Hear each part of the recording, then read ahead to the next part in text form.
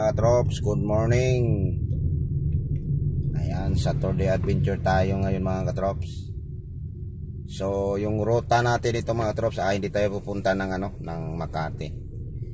So, mayroon lang nagpa-drive sa atin, long drive to. Pupunta tayo ngayon ng Batangas City. Ayan, dun malapit to sa may pier ng Batangas. So, ito yung nagpapadrive sa atin ngayon. So kaya hindi tayo pupunta ng Makati kasi yung gagamiting sasakyan natin, yung may-ari, sana okay lang yung sasakyan nila dahil hindi na kasi yung nagamit. Nagamit man siya pero dito lang sa Maynila, pang malapitan lang. Iba kasi yung long drive ka na yung sasakyan mo laging nagagamit kaysa nag-stock tapos biglang gumiyahe ng malayo.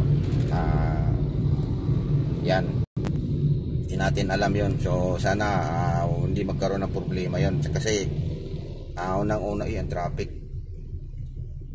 Kaya unang-una kasi mga katrops, yung sasakyan kasi ngayon luma na, di bago. Siguro nasa 10 years na yon. 10 years na yung sasakyan na yun. Estimate ko lang o sobra pa. Tapos ngayon na standby ng mga 3 taon pero nagamit naman siya. Yun nga lang, bihira na nga lang. Siguro sa isang buwan, isang beses lang yun pinatakbo, or bihira nga lang siguro yun ipapa-start doon kasi yun nga, wala nga silang driver. So ngayon nag-ano sila na yan na lang daw gagamitin. So ayan, abang-abangan nyo lang yung sasakyan nila mga katrops na yung gagamitin natin. Sana hindi tayo magkaroon ng problema kasi malayo-layo yon. Hindi naman pwede tayo makatakbo ng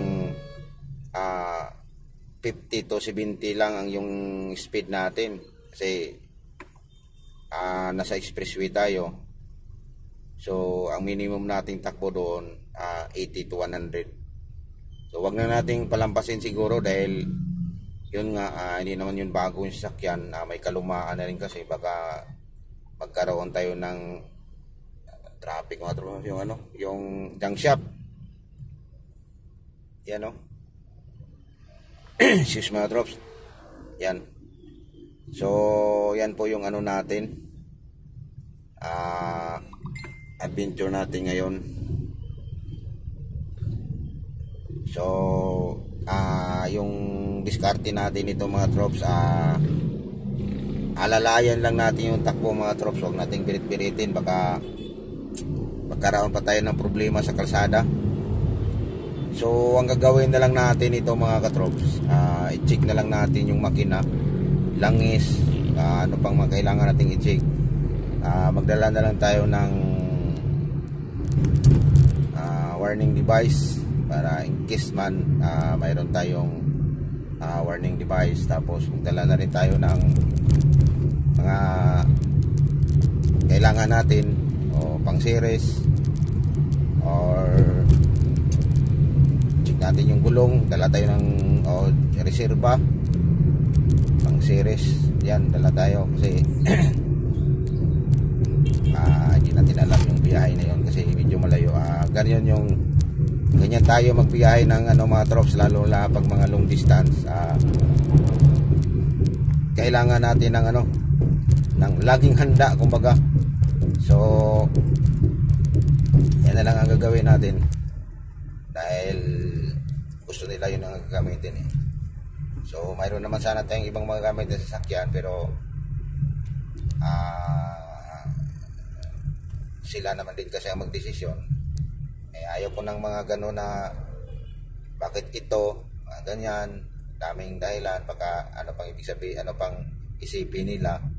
So tayo ang gagawin na lang natin, yun na lang, i-check na lang natin yung makina, langis, kailangan talaga i-check natin yung reserva, may ano ba, may di ba flat, kaya tayo ng pang series, dala tayo ng warning device, yung pangtanggal ng gulong in case na maplatan tayo, mayroon tayong pamalit. So yun na lang gagawin natin. Kaya mas maganda yung handa tayo sa mga biyahe ng mga long drive para hindi tayo maabala. Kung maplatan man tayo, mayroon tayong pampalit ng gulong. So bukod na lang siguro kung magkaroon ng problema yung makina, so wala na tayong magagawa dyan. Dahil kung yun talaga yung ano natin, sana man lang hindi tayo magkaroon ng problema sa makina. Kasi ang estimate ko ng biyahe doon mga trops, Batangas City, yung malapit na sa Pier, nasa kulang-kulang 3 oras yon. So kung tatakbo lang tayo ng mga 50-70, nakuabutan tayo ng mga 3 kalahati. So ang minimum talaga doon takbo natin nasa 80 to 100 lang, kasi hindi natin pwede paabutan ng mga 120-130 dahil medyo may kalumaan na rin yung sasakyan. So alalay lang tayo, yan na lang yung ano natin, speed natin, hanggang doon lang tayo sa 100. Huwag na tayong palampasin natin dahil baka mabinat yung makina. Kasi hindi na kasi talaga yun nakatakbo ng pangmalayuan mga trops, siguro mga 3 years na. Hindi ko na monitor yung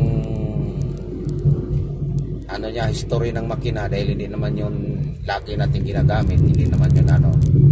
So hindi ko rin alam kung yung sa langis to malapot na ba o ano man yun. So yan, sana lang gabayan na lang kami Lord sa biyahe long drive ko ngayong sa Tour de Adventure natin.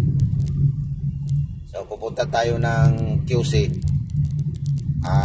doon natin yung kukunin sa sakyan. Kung nakita nyo yung upload ko na nagkarwas tayo ng Lexus na kulay pula, ayun, so doon tayo pupunta. Sila yung magpapadrive sa atin kasi dumating na yung mayari. Ayan, so ay pupuntahan daw sa Batangas. Kaya excuse me, ayun yung sa Tour de Adventure natin nga. Malayo, siguro abutan tayo nito ng gabi. Gabi na tayo makauwi.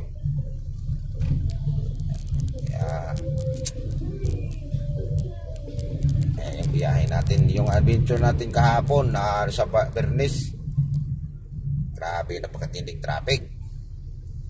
So di talaga maiwasan ng ganun.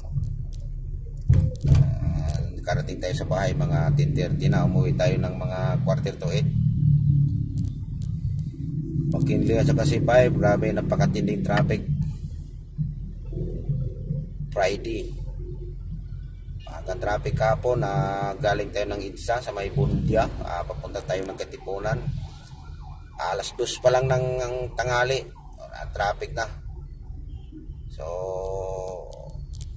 ganito na talaga, madalas talaga, kumbaga 90% to 80%. Yun na yung ano, yun na yung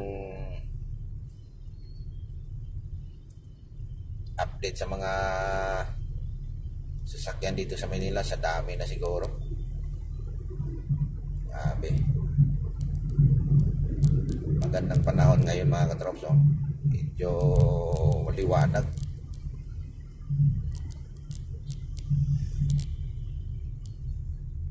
Ayan, so dahil pa QC tayo, dito tayo sa kabila, diretso tayo kasi yung sa kabila mga katrops, pa PGC yun, Makati. Dito tayo, diretso tayo kasi doon tayo banda sa may New Manila yung pupuntahan natin, sa may bandang St. Luke's. Ayan mga katrops, so abang-abangan na lang yung next adventure natin pag nandun na tayo sa Batangas. Papakita ko sa iyo yung forma ng Batangas. Ayan, so ingat na lang po tayong lahat, lalong-lalo na sa nakakapanood ng video nito. God bless and happy morning to all. Ingat lang sa papasok pa lang sa trabaho. Bye bye.